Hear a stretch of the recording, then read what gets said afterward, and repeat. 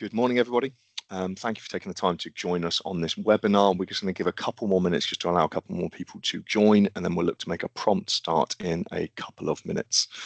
We will allow ample time for some questions at the end, so if you do have any questions throughout, just pop them in the chat, and we'll make sure we have time to pick those up at the end, but really keen that we answer any of the questions you have, and you will get out of this session the value that essentially you want. But yeah, we'll look to start in probably about a minute and a half, and we'll kick things off from there.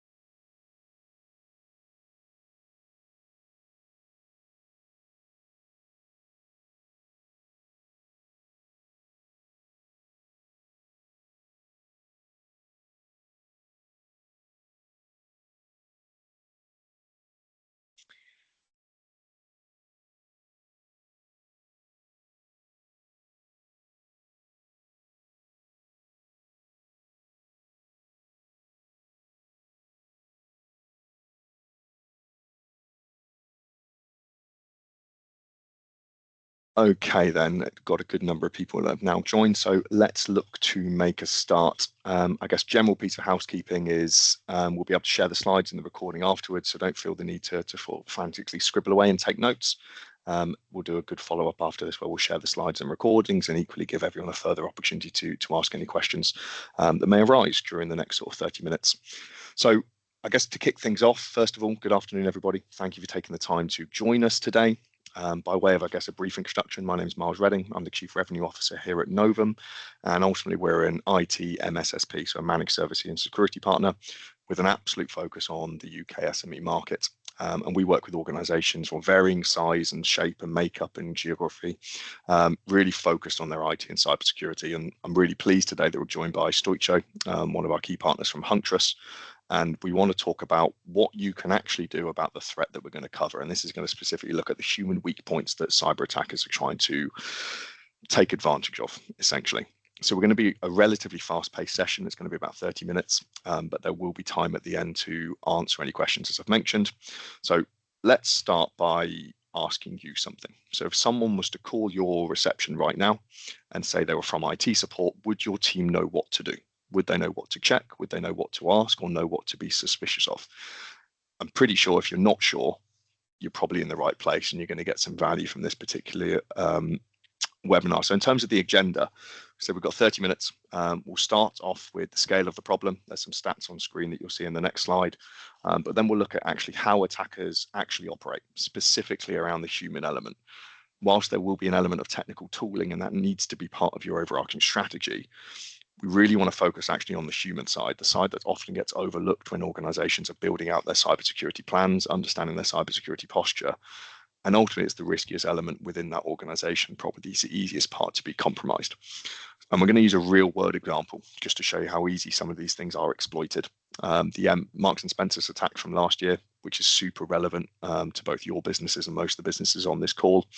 And then as we go through the detail of that, we're going to pass over to Stoicho from Huntress, who's going to talk through what good protection actually looks like and how these tools actually help improve your security posture and tackle the things that you want to. So to kick things off, I just thought I wanted to share some of the sort of key statistics which should be coming on slide now. These numbers are actually from a very recent report from the UK government's own cybersecurity breaches survey. They were published just a couple of weeks ago in April, and without a shadow of a doubt, it is the most authoritative data that we have to give us an indication in terms of the state of UK cybersecurity. And truthfully, it makes a really quite uncomfortable reading once you drill into some of the detail behind some of these numbers. So we know 612,000 UK businesses were breached in the last 12 months, which was a terrifying metric and statistic. And that's not a projection, that's our confirmed instance, nearly half of all UK businesses.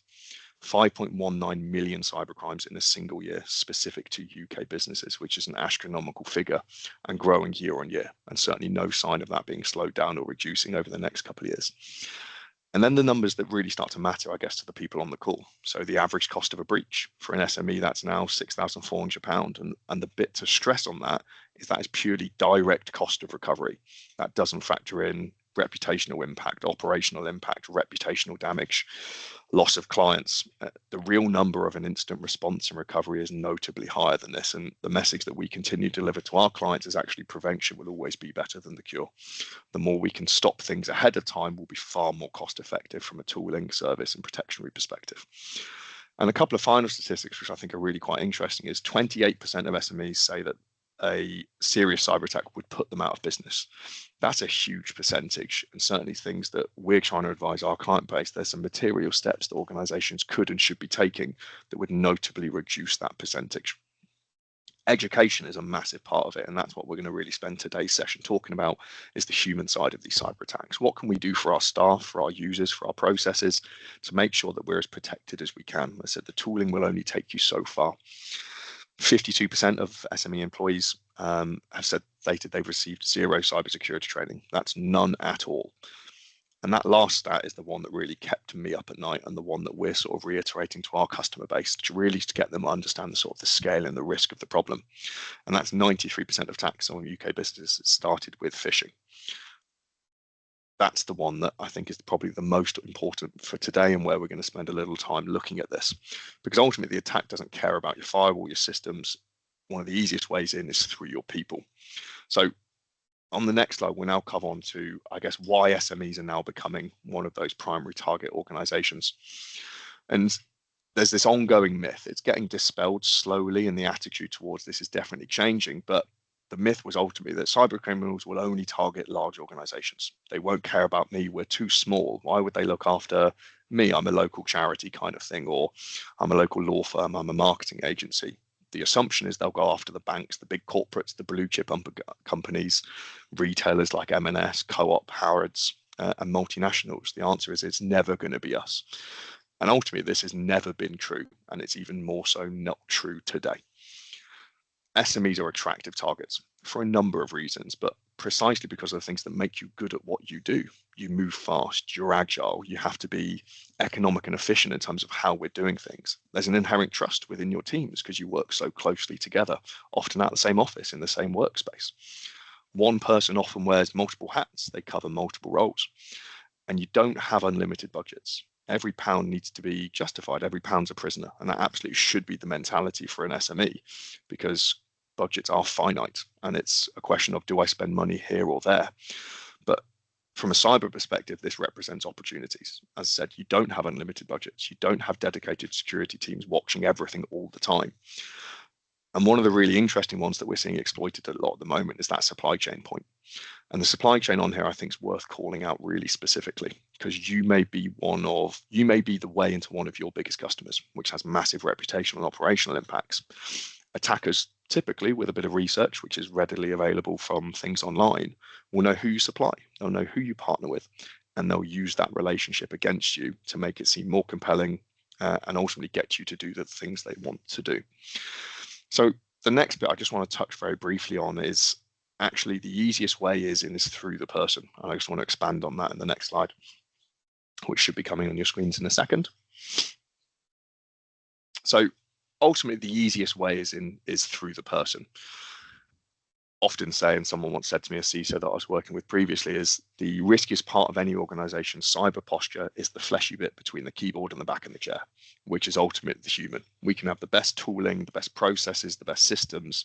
It just takes one person to click on the wrong thing and do the wrong thing at the wrong time, and all of the other stuff somewhat gets compromised.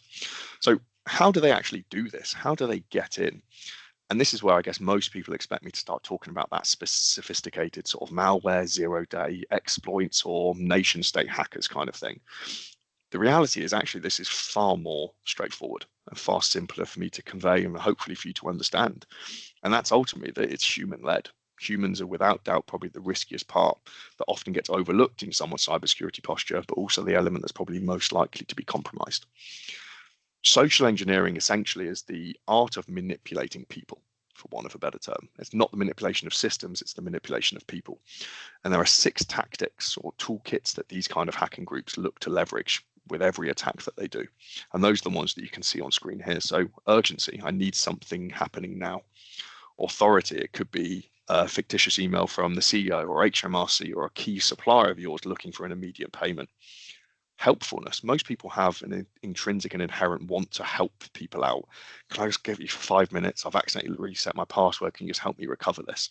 People want to be able to help, and actually attackers and cyber criminals bank on this to some extent. They want that human element to be at the forefront because that's the elements they can compromise. Familiarity. There is so much information available online to make these feel very, very real, whether it be pages with about us pages on their websites that show name, job title, email address, contact details, a link to their LinkedIn where they can see employees' full contact and employment history. So that familiarity is so easy to now tick, just because so much information is available and accessible to these people. Fear is a big one. Your account is locked, for example, creates panic. Panic creates urgency. Urgency creates a need to react and respond very, very quickly. And then the final one is this normalcy. So the best attacks are the ones that look completely routine, completely normal. They wouldn't stand out if your help desk engineer took a call or Frank on reception was asked to create a new user. It's like these things look normal and they're deliberately designed to not stand out specifically. And I think that last one is absolutely the most dangerous one. They said the best attacks look completely routine. It could be a normal looking email, a normal sounding phone call, or someone being helpful and asking for a sensible question. The verification process has been followed, the boxes have been ticked, and that was the moment that everything started to unravel, is typically how we see those normalcy pieces play through.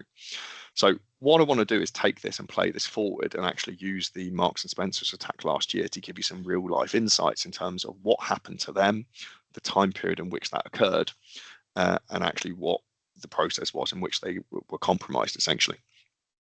And I want to use this as an example, not because it's a dramatic headline, but actually it gives us one of the clear illustrations we have of exactly what we've just described, a human-led attack. And it happened to a business that had invested massively into their cybersecurity and IT. And I said, this isn't just opportunistic in terms of people that we think they're weak. It's opportunistic because they're cheap and easy to roll out at scale. It just so happened that they were successful with this one. So for Marks and Spencer specifically, it was actually one phone call. One phone call started this whole attack. And off the back of that one phone call, they suffered 46 days of massive, massive disruption. Reported losses were in excess of £300 million, and £500 million, £500 million was wiped from their market value. 65,000 staff were impacted, unable to work for a large proportion of those 46 days. And I guess the key message from me that I want you to hold into your mind as we walk through the specifics of what happened. Nothing that happened to M&S is beyond what could be done to a business of your size. That's ultimately the reality of this. It's the technique that was deployed to attack M&S very, very successfully doesn't scale down. It doesn't become diluted. It simply moves on to the next target. So everything that we're talking about could happen to you tomorrow. And whilst that is a scary sentiment for me to deliver, it's actually the reality. And I'd much rather we forearm and warn people appropriately so the right measures and procedures can be put into place. So as we go into the next, I want a bit of a breakdown, I guess, in terms of the timeline. How did this actually happen? What did this actually look like for M&S? So it actually all started in February 2025, so just over a year ago. And what happened was one of these attackers essentially phoned Marks and Spencer's help desk, which at the time was run by a third party. It was outsourced. And they phoned up impersonating an employee. They passed the verification checks, the standard things like, can you confirm your full name? Can you confirm your location? Can you confirm your line manager? Whatever those steps were that were employed by M&S at the time. And they were able to pass all of those simply with information that was available online. Their request was then a simple password reset. That's it. They ticked all the box. The process was followed. The IT engineer that took the call actually followed the procedure perfectly. But that was it. A simple call that asked the right questions, gave the right reassurance with an element of urgency, an element of normalcy, as we've touched on from the previous slides. And that was the entry point. It wasn't a hack. There wasn't anything crazy sophisticated about what they do. A simple phone call. What happened next, though, was really, really interesting. So essentially, it then followed 2 months of absolute silence. So at that point in February, they had access. They had this account created, and they were able to essentially start scanning around the systems. But they didn't really do anything visible for the next 2 months. But what they did during that period was they were inside the network. They were moving quietly. They were harvesting additional credentials. They were mapping out the systems. Ultimately, they were taking measurable and meaningful steps to cause the maximum amount of possible impact. And that 2 months of silence was essentially them doing their own recce, their further due diligence, so they could cause maximum impact and ensure that they're able to get out of this what they wanted, which is essentially disruption and money. And all this while, those 2 months, they were undetected. M&S didn't know they were there. Then come the 24th of April 2025, which was essentially, I guess, D-Day for want of a better term. And that's when they detonated the ransomware that had been deployed. They deployed a Dragonforce ransomware across all their virtual servers, which essentially meant all contact payments failed, all online orders stopped, and the business essentially ground to a halt on that day. So for an innocuous call that happened on February 2025 to 2 months later where the business ground to a halt, all from a single phone call. What followed that was a lot of panic, a lot of adverse reputational coverage, massive financial penalties from loss of income and various other things that they then had to put in place. And they then went on a journey of 46 days of recovery.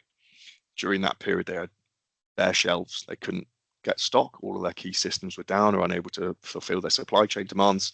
Staff referred back to pen and paper in some cases, which for an organization of Marks and Spencer size is a crazy thought to even consider. And they cited that for every day they were offline, they were losing £3.8 million in lost e-commerce revenue. Terrifying impact. And none of these costs cited, by the way, include their actual cost of recovery, the things they have to now put in place to remediate and give their onward supply chain confidence in their own security posture. And also then the day of reckoning came in June 2025. A full post-mortem was then undertaken, led by the ICO because of the nature of the investigation and the severity of the breach. Full supply chain review, and the same group then went on to hit Co-op and Harrods within a couple of weeks later, utilising exactly the same technique. Once again, Marks and Spencers weren't special here. They had a process, they had procedures in place. It was just a well-timed attack that took advantage of some of those compelling elements that we touched on at the beginning. But this just gives us a real world example of just how easy some of these things actually get access to organizations and why we need to be so careful and so conscious about the education of staff, the tools that we deploy, and actually how we manage and view our security posture as a whole. It's not one isolated element, it needs to be considered as a whole. So just flicking on to the next slide, I want to really just break down, I guess, that starting with a phone call. And I really want to point you to that quote at the top. So the caller requested a password reset. The help desk agent followed the verification process and granted the access. From the agent's perspective, this looked like an ordinary call. And that's the really key element here. From the help desk perspective, this was normal, absolutely normal request that was actioned in a normal manner and delivered an expected outcome in terms of that password reset. The agent didn't do anything wrong. They simply followed the process. It was the process itself that was ultimately vulnerable. So no malware, there was no hacking. The research to answer those verification questions, as I touched on previously, was done in minutes using LinkedIn and the M&S website. And the exact same playbook was used to hit Co-op, to hit Harrods. MGM Resorts in Las Vegas was hit with exactly the same a couple of years earlier. And I think they cited about £1.5 billion of losses and recovery.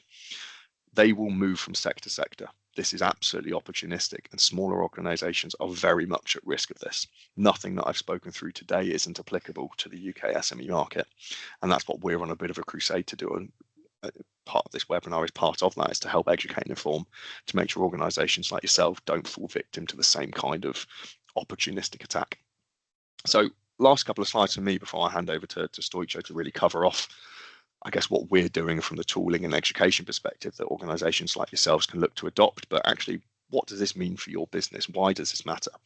And I want to make this really crystal clear and concrete in terms of the delivery, but it's very easy to hear M&S got hacked and think, well, that's not us. We're of a much different size and scale. We don't even play in the same ballpark, let alone operate by the same rules of governance. But looking at the right-hand column of what you can see on screen, your staff fielding a call from your IT support, or the bank, attackers sitting inside your email watching your processes, your IT provider, your accountant, or a software vendor that's being used as a point of entry, a new starter, a busy director, a helpful receptionist. Every single one of these situations plays out day in, day out in UK SMEs. And at Novem, I guess we're fortunate or unfortunate, depending how you look at it, is that we see the aftermath of these kind of incidents. And the common thread is almost never a technical failure. Whilst there has been some of unpatched systems that get exploited, and that needs to be part of your overarching security posture and plan, the typical commonality is that actually it's not technical failure. It's a human moment that has been exploited. So last couple of slides to me, I guess, is the signs that you need to look out for. And there's a couple of bits that hopefully will be useful for you guys to take away. So in terms of what this looks like in practice and what your people should be watch out for, we've got sort of 6 signs on screen here, which I'll try and briefly talk through. They should trigger a pause. not necessarily a refusal, but a pause and check. We almost want checks and balances built into our process here, because the request might look the same, but we need a way of actually working out, is this normal? Why is this urgent? Why does this process need to bypass a typical sort of engagement? So things like unusual urgency, a request to bypass a normal process, an email domain that doesn't look quite right, which you'd only know by scanning over sort of the correct things and knowing what to look for, a password reset or request that skips the usual steps, an IT support call that didn't raise a ticket for, or someone senior asking for something out of character. These are things that we should stop and check. Checks and balances, as I said, which is what I refer to. The key word here that I want to stress is pause, not paranoia. The goal is awareness. The difference between a business getting caught out and one that doesn't often comes down to whether someone took 30 seconds to verify before they clicked or responded. We've got a desire in AI driving this. We want to do everything today rapidly, and needed it yesterday. And actually, when it comes to these kind of things, spending 30 seconds just to pause, validate, verify the information you think is accurate can be the difference between being compromised and not being compromised. And that culture of confident awareness is exactly where Hunctuous platform is designed, and where that adds huge value. So I'm going to hand over to Hunctuous now, and they're going to basically talk through what their tooling does, how that can be adopted, and how that helps drive some of those things through. So understanding the threat is step one. Step two is ultimately doing something about it, and that's why I want to hand over to Stoicho to talk that through. What I'd ask is that whilst you listen to this particular part of the webinar, you keep in mind that any single tool, training, or service isn't going to be sufficient, essentially. It's going to be the correct combination of education, training, proactive cyber school, cyber defense tooling, and ultimately the correct overarching management and monitoring of those systems, services, and education. So without further ado, I shall hand over to Stoicho to talk through some of the specifics of the Hunctuous world. Thank you very much, Miles. Hey, everyone. And first of all, thanks for joining us today. My name's Stoicho. I'm a technical account manager at Hunctuous, and I spend a lot of my time working with partners and customers on the practical side of reducing cyber risk. Now, what Miles has just walked us through is the bit that a lot of businesses are wrestling with right now. Attackers don't always need to, they don't really get a break in anymore, right? Very often they just need one moment of trust, distraction, or just kind of a bit of urgency from a real person. They don't need a dramatic movie style entry point like it's often painted. So doing something small is often enough to get them moving. The key thing I want to build on is this, that the first click, that first reply, the first approval, that is usually not the incident, right? It's the start of the incident. Once an attacker gets a foothold or a position in the environment, the path can move very quickly, as we know. So our own attack chain framing shows that progression from credential theft into things like session hijacking or BEC, business email compromise, persistent footholds, lateral movement, all those words generally comes after. So whether it's data theft, ransomware, and so on. So if all we do is ask, did somebody click? We're asking the wrong question, in my opinion. The question, the better question is, what can happen next and how quickly can we catch it? And this is where I want to spend the next few minutes, because for smaller businesses in particular, the impact of these attacks is rarely theoretical. Like it is lost time, it's lost money, damaged trust, interrupted operations as a result of M&S, and ultimately, and I think most importantly, a lot of stress for the teams that are already either stretched or dealing with this in the first place. So what I want to show you is kind of how we think about reducing that risk in a practical way, right? Just like Miles mentioned, using a combination of people, identity protection, posture hardening, and response. So the first area I want to focus on is identity. So, and I'll be very blunt here, because I think this is one of the biggest shifts in cybersecurity as of late. A lot of modern attacks don't begin with malware in the traditional sense. They begin with valid access being abused in invalid ways. So it means that a user lands on the wrong page, approves the wrong MFA prompt, or gives up credentials, hands over an MFA token, trusts a message that simply looked close enough to normal. And these can happen in a lot of different ways. They can come from Slack, Teams, email, sometimes multiple channels at once. It's very hard to tell the truth sometimes. So, and from that point on, the attacker is no longer trying to smash the front door down, as they say, that they're kind of walking through it using someone else's badge. And this is where security tools kind of have a really hard time telling who's who. So it's kind of exactly why Hunctuous Managed ITDR exists, Now, our ITDR offering, which stands for Identity Threat Detection and Response, is designed to protect Microsoft 365 and Google Workspace identities, as well as email environments. And the ultimate goal is to detect, respond, and resolve these identity-based threats like account takeovers, BEC, unauthorized logins, all the things we mentioned before. So when I think about the sort of scenario Mars was describing, this is immediately where I go next. If a user's phished, can we spot the suspicious sign-in quickly? If a mailbox is compromised, can we see that rogue inbox rule that was put in by the threat actor? The suspicious forwarding behavior or unusual access pattern, can we notice that? Can we kind of correlate all of the tooling together and make sense of it? If somebody's trying to impersonate a user internally, can we catch that before it turns into fraud, data loss, or kind of a wider compromise within the business? And that's the practical value of the ITDR solution. I think this matters even more for SMBs because smaller teams usually don't have the time to manually chase every strange login, every weird inbox rule, or every kind of slightly dodgy bit of identity activity. They need to know what's kind of like genuinely risky, what needs action, and what can be contained before it spreads, and then what's just noise. So what you can kind of park and just perhaps look at later, but isn't immediate threat.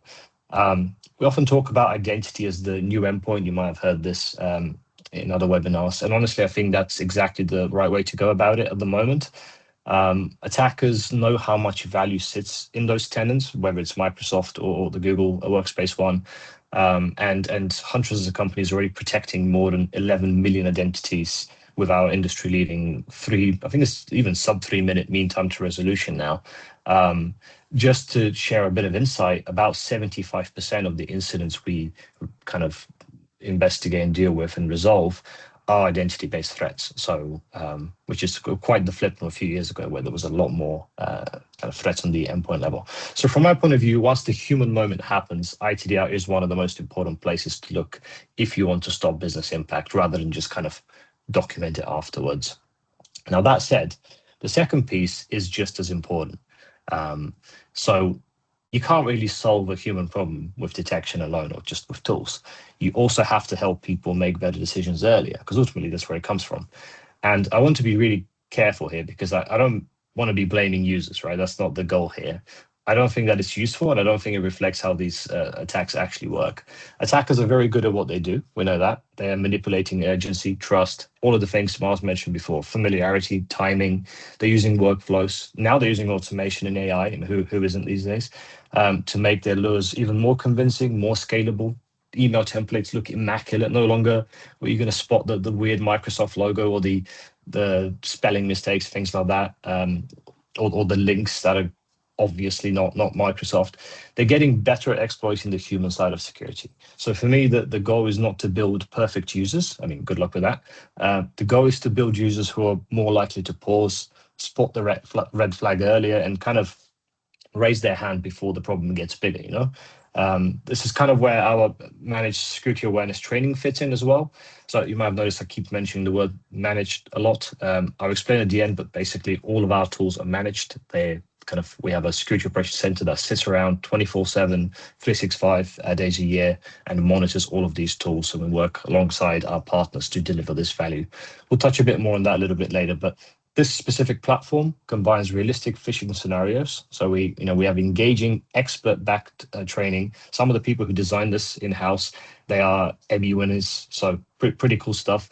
We also have phishing defense coaching and behavioral-based assignments to help kind of organizations such as yourself identify and reduce these risky users in a way that's kind of quite grounded. So whether it's around just enabling, for example, let's just say there's an email template and the phishing defense coach will explain to the end user, hey, look at the links, look at the hover over this, look at this, the footers, the headers. It'll try and explain to them what to look for. It'll try and suggest like, hey, don't fall for urgency, that kind of stuff. Not just, oh, you failed, you know? This isn't designed to be a generic kind of box ticking awareness content. And I think that last part is very important because a lot of awareness training, regardless of which vendor you're looking at in the market, right? A lot of it out there just really feels like compliance theater to me. You know, like it gets done because somebody has to show a record that it happened. Now, what's different with our approach, and that I believe is quite unique, is that it is tied back to the actual attacks we're seeing across those millions of managed endpoints and identities that we protect. So instead of saying, hey, here is your kind of once in a year training, best of luck, The idea is to make the learning relevant, timely, and connected to real attacker behavior, because it does indeed reduce risk. And if somebody makes some mistakes, which we're all human, people do, that still matters because recovery matters. If somebody clicks, responds, or nearly gets caught out, that's kind of a very useful moment to reinforce the right lesson, right? So, like I mentioned, we've got the behavioral assignments. That's kind of what they do. And I just feel like it's a lot better than just hoping people remember like a generic piece of training that they watched 6 months ago or something of that nature. And when I talk to partners and customers about SAT in this context, I frame it very, very simply. Like, we're trying to help people recognize suspicious behavior a lot earlier, to feel more confident, kind of pausing when something feels off and not rushing for an action or to potentially make a mistake, and ultimately recover better when they do make a mistake, which is inevitable. It's kind of what reducing human risk actually looks like. And the third area I want to touch on is posture, specifically identity posture. And again, excuse the acronyms here: ISPM, Identity Security Posture Management. We have a lot of those in the cyber world. It's awesome. Because if ITDR that we talked about earlier detects active abuse, right? ISPM detects, kind of helps reduce the chance of the attacker getting that easy route in the first place. Now, attackers just love messy environments. They love weak default configurations, inconsistent MFA, I guess overly broad permissions, poor conditional access hygiene, environments that have just drifted over time. And to be completely fair here, that drift happens naturally. This is not a blame game. Businesses change, they grow, people come and go, apps get added, removed, exceptions get made for people, right? Contractors, that kind of stuff. All settings hang around, and suddenly the estate is not as clean as anyone thinks it is, and don't quite know whose job it is to kind of keep it up there. And that's why I think posture management belongs in this conversation just as much as detection does. So let me tell you a little bit about kind of what we're doing in this area. Our ISPM offering is a continuous Microsoft 365 identity hardening kind of product. It's managed and enforced by our experts. Like I said, all of the products are, and it continuously audits and enforces configurations. So policies as well as permissions, those easy attack paths are not left open in the first place. Internally, the way we talk about it is very straightforward. It kind of sits left of Boom alongside ITDR. For those not familiar with the concept, Boom being the kind of the time of incident or time of attack, active attack. So anything right of Boom, and well, center and right is detecting and responding to that threat. Anything left is on the preventative side. So it's all about, hence why SPM is all about hardening the tenant, reducing the exposure, while ITDR focuses on detecting and responding when somebody is actively trying to abuse identity access or has potentially bypassed other measures. That combination is very important, because if I go back to the theme of today's session, attackers are really waiting for that moment, right? They're waiting for a user to trust something that they should not, or move too fast, or assume something's legitimate. And what ISPM does is make sure that one human moment does not automatically translate into a broad opportunity for the attacker. If MFA posture is stronger, if conditional access is better controlled, if risky settings are being checked continuously, and if drift is being corrected, you're taking away a lot of those easy wins from the attackers really early on. So from an SMB point of view, this is not really about buying yet another dashboard for the sake of it. It's about reducing kind of the amount of risk sitting quietly in the background before an attack ever kicks off. And I guess if I pull all this together, the reason I like this story as well is it's all about reducing risk before, during, and after the human moment. So if I just flick over to the other slide for you, let me kind of explain some of these things. So SAT, like we mentioned earlier, helps reduce risky behavior, right? It helps people recognize suspicious activity earlier. Then you move on to ISPM. So you've already enabled your humans, which is good. Move on to ISPM, which helps harden the environment so identities are not surrounded by weak controls and messy settings. And then the next line of defense, ITDR, which is the active one, helps detect and respond when identity access is being actively abused. And around that, the wider Huntress platform still matters as well. We have a lot more products. I'm not going to be here to talk to you about all of those. I don't want to bore you to death. But just to mention a couple at a very high level, EDR, endpoint detection response, you might have heard of that one elsewhere. That protects endpoints by detecting and preventing threats at the source. So this could be your Windows, Linux, Mac devices, your laptops, all that stuff. SIEM So that adds a managed threat response and compliance supporting log retention. So pretty much connects all the different networking equipment and various log sources to bring you compliance and visibility into those areas. And ESPM, which is a product we're kind of working towards for later in the year. That's very similar to ISPM. Yes, another acronym, I know. But it's basically endpoint focused. It's there to proactively reduce endpoint attack surface alongside EDR. So ESPM, then EDR, ISPM, then ITDR.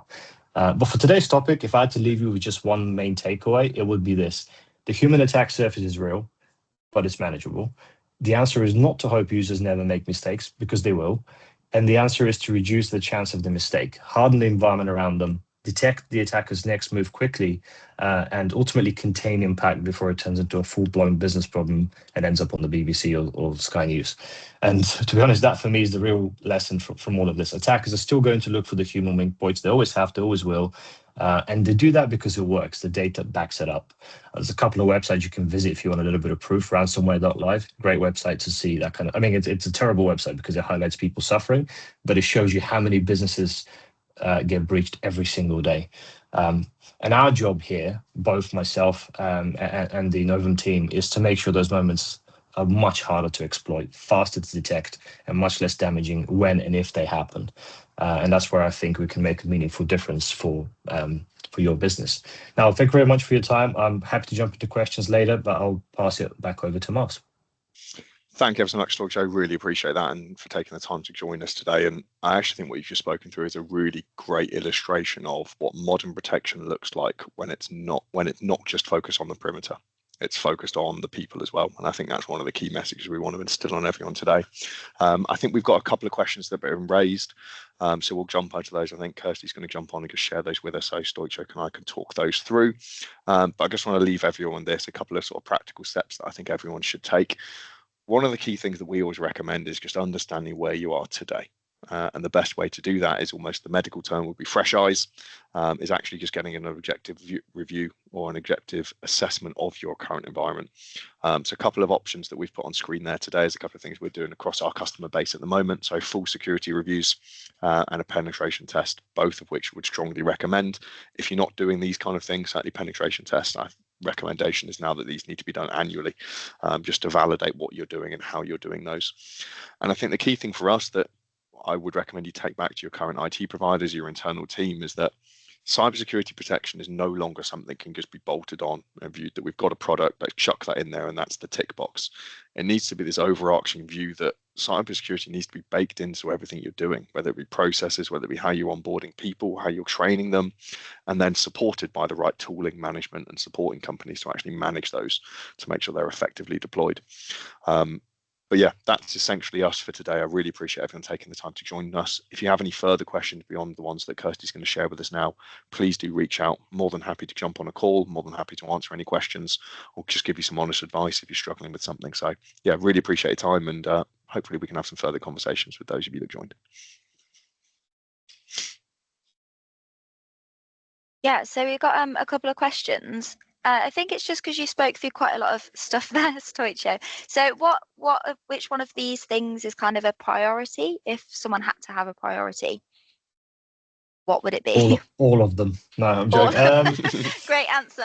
No, yeah. I'm sure hunters would love that. No, honestly, it's, I would say, user enablement, because at the end of the day, if you look at, if you imagine this as a funnel of the way threats come in, it starts at the top, and the top is people, right? So like if people don't click on stuff, or if people are more vigilant about what they're doing, then you're reducing risk already massively over there. In terms of other things like outside of our control, so like I didn't talk about email security, anything like that, because we don't offer those products, but that's a very important thing to do as well, because at the end of the day, if you can limit what comes in through initial communication, so through your kind of free email, through Teams, Slack, anything else you use, if there is a piece of software that can scan and protect you there, then that also limits impact. But again, mainly it's just people. It's no one's going to say M&S didn't invest enough money in their security. They did. It's probably a 7-digit figure, if not higher. But hey, look, it happened because of a phone call and because somebody was trusted with something they shouldn't have been. Miles, what about your take on this?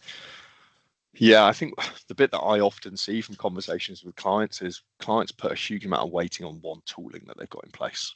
For example, we've got antivirus, we've got EDR, or any combination of those two. And I think the advice that I would definitely instill in people is just to look at it more holistically. One tool isn't going to be your silver bullet. In fact, actually, very rarely are there any silver bullets out there. It's about the various steps, procedures, processes, technology that you can deploy that ultimately reduces that risk landscape. And that should be the focus here. How do we reduce that risk landscape to give us peace of mind and comfort that our staff are trained and doing the right things, we've got the right tools in place. And the other bit that is often overlooked is recoverability. Actually, how would you recover and respond should one of these incidents actually happen? I don't think enough thought gets put into those. Yeah. So yeah, I don't I think guess everything. maximizing existing tooling too, right? A lot of the times people they've bought a SKU which has the tool they want, but then also comes with a bunch of other things, especially in a Microsoft environment. Often it's just sitting down with your security expert of choice and kind of going through it, but like, what else can we enable to make the most use out of something we're already paying for, rather than buying yet another thing that you may shelf 6 months later. So Yeah, I think that's a great example. 365 is something we'd actively recommend clients look to leverage that feature set. We still see so many examples of clients either on business standard, for example, that then buying loads of random tooling, whether it be a different email filtering, a different AV, a different invite device encryption. And that just means you've got more systems to manage, more systems to protect, and ultimately increases that risk posture. Would definitely recommend making sure you're maximizing the investments you've made in your existing tooling, and Microsoft 365 is a great example of that. Business Premium should be where most UK SMEs are looking to get to. It gives you the right price point with the right feature set, and it gives you a huge amount of enablement stuff for other things that you can look to do. Yeah, great. So I think the next question, you've sort of answered some of it there, but I'm sure you've got some more insights to share as well. So a small business with limited resources, obviously SMBs don't have huge budgets. So as a small business, what would you recommend if we've got limited resources to dedicate to this? Yeah, I think it's probably, we touched on that in the previous slide, is how do you get more out of your existing investments? Do you have the right tooling? I mean, I said, great example is I often see clients paying way over the odds for buying in separate AV and separate other security tooling products. Often you can get far more bang for your buck and value for money actually just by leveraging the feature set built into things like Business Premium. And where we've gone through this exercise with clients, actually the money they've saved by leveraging and maximizing the investment in Business Premium often then gives them more headroom to then purchase some of those advanced things. The nature of cybersecurity and the growth and the interest that we're seeing in that suite, if you like, or vertical, is that competition is actually driving down those prices. The affordability of some of these solutions has probably never been greater for SMEs. You don't have to spend 7 figures to have a much better security posture than what you have today. There's lots of really good practical steps that organizations can take. But the main thing I see is everyone jumps to immediate resolution. Can't stress enough actually understanding what your current risk landscape looks like. How secure are you? What are those weak points? Because you will only be as good as your weakest point. So yeah, you don't have to spend silly money. You have to probably spend more than what you are now. But often there's a business case that can be put forward to consolidated spend and maximizing the investments you've already made. yeah, to be fair, to add to that, SMBs, like we said before, they still face the same attacker behavior, right? Just like M&S and Co-op and Harrods and so on did. They just have less room for error. The game is the same. So you kind of want your users getting useful, realistic training. You want the identity environment hardened as much as possible with the tools you have, so it's not full of easy wins at the very least. You want fast detection when something does happen, so a managed environment ideally. But ultimately, if you can't afford that, you want a response model that does not depend entirely on one overwhelmed IT person spotting the smoking gun while doing 50 other things exactly at that time. So that's just goes back to what we said. Use existing tool, and kind of just evaluate where you sit. Microsoft Secure Score, great way to start as well, right? So yeah. Amazing. That's all Okay our then. questions. Superb then, in which case we shall wrap this up now. I said massive thank you for everyone taking the time to join today. It's hugely appreciated. We'll circulate the slides and the recordings for you to use at your discretion.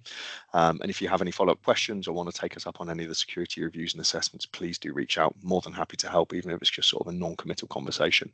Our goal is absolutely to educate and inform and help empower sort of the UK MSME market to make sure things that like happen to M&S don't happen to you.